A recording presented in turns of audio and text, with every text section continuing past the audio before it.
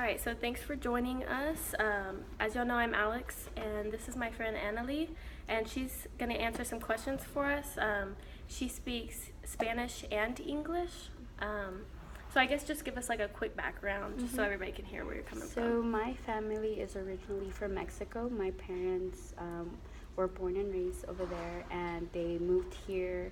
My mom actually came and studied here. She graduated from a high school here, but my dad actually finished high school in Mexico. So they came here, the big American dream, trying to make a better life for us. Yeah. And so did you learn Spanish first, or did you learn like English and Spanish simultaneously? So Spanish was actually my first language.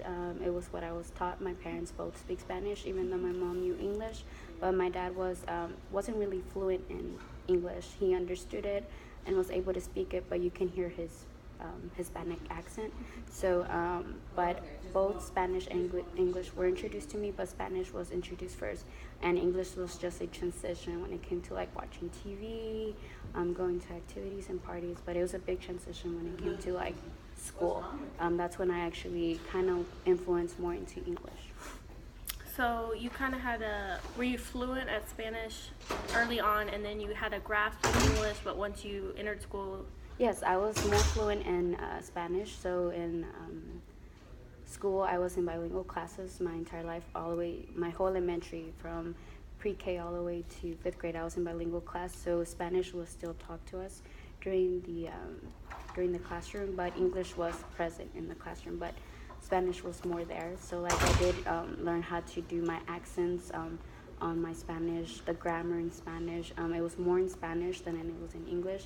But once I got to maybe 3rd, 4th, and 5th, that's when I had to move into like that English grammar, which was really difficult for me because I was a very timid person too because of my language barrier. I was held back a year. They said that it was best for me to be held back a year because I guess it was best for me to develop more because I wouldn't speak because you can actually also hear my accent for a while, but I wouldn't speak because I didn't want to pronounce something wrong. Okay, and so through school you were in those ELL classes. Would you say you developed normally, or maybe like at a slower rate as your peers, or what'd you notice? I developed slower when it came to reading and spelling and like English because since it was a huge conflict for me. When it came to math, it wasn't really hard, but when it came to like writing and reading, I didn't develop as fast as other people. So I think that's why I was held back a year because I wouldn't speak, I wouldn't really participate. So yes, it was. I developed slower, but after that year, it did help. So.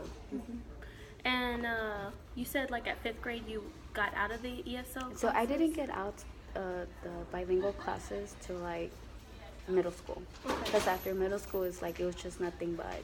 I mean, technically you will still be considered to be part of the bilingual program, but I was taken off and put in regular classrooms. So is that when you would say you were fluent in English, or when would you I have can said say that. I mean, I was able to speak it. I was able to write it. I didn't have no trouble with it. It was just like the grammar, because I would like compare it to the Spanish grammar that I was taught. Yeah. And I know our readings talk a lot about cognates when the Spanish word and the English word sound very similar. Yeah, so Did you have problems with so that? I had problem with that. Whenever it's like there, that word there, I wouldn't spell it correctly. Also, like my issue is that I will write past tense than the actual way you had to write it. So it was like a conflict because the way in Spanish is like you write it the way it sounds, but in English there's specific ways to write it too. So it was a conflict because I mean there were Spanish words that sounded the same as English. I would spell it like it was in Spanish, but it wasn't the right way in English. Yeah. And did you think so like writing was harder for you Yeah, than actual? I can definitely say that English was definitely a harder process for me. But as I developed more, I mean, I was placed in resource during when I was retained from 3rd grade. I was placed in resource, so they would take me out of my classroom for like maybe 30 minutes to 45 minutes, and they will actually help me out. Okay. So it was my Wow, reading. that's a long time. Do you think you like kind of missed a lot? So yeah, because technically when you're placed in resource, you take an easier exam. You don't take the actual. So back then when it was tax, you would take an exam. So example was like instead of 4 questions, it was 3 questions, like for like Right. your responses. Your multiple choice, instead of being 4, it's 3, so it's an easier exam for you. So I did not get out of resource till like I was in middle school. Around, I was placed there till 6th grade. In 7th grade, that's when I was removed. But because of that extra year Right. and the help that I was getting, I was able to like advance high out of it, and Okay. I was able to be placed in regular English and stuff. So what do you think the benefits were of knowing 2 languages while Well, you're going through school? The benefit of knowing 2 languages is whenever you get a job, it's good to know both languages. You're able to communicate with people that just only speak Spanish. But also when it came to like high school where you have to take a second language, I was able to take a narrative Spanish course, so which means was a dual credit course. It was like I already had my college credit because I already knew Spanish really Right. well. So, and also taking my Spanish, like I flew out of it because all I had to do was take the Spanish exam. So it was just, since I already knew Spanish, it was just an easy Yeah. easy exit ticket Yeah. for me for that. And how was learning Spanish like in the classroom in a formative environment different from learning it like when you're So I find it more comforting just because it's the language that I mainly speak. Well, it's not the only language I speak at home, but it's just something that I was already used to. So the way it was kind of taught, it was kind of weird, but kind of comforting at the same time.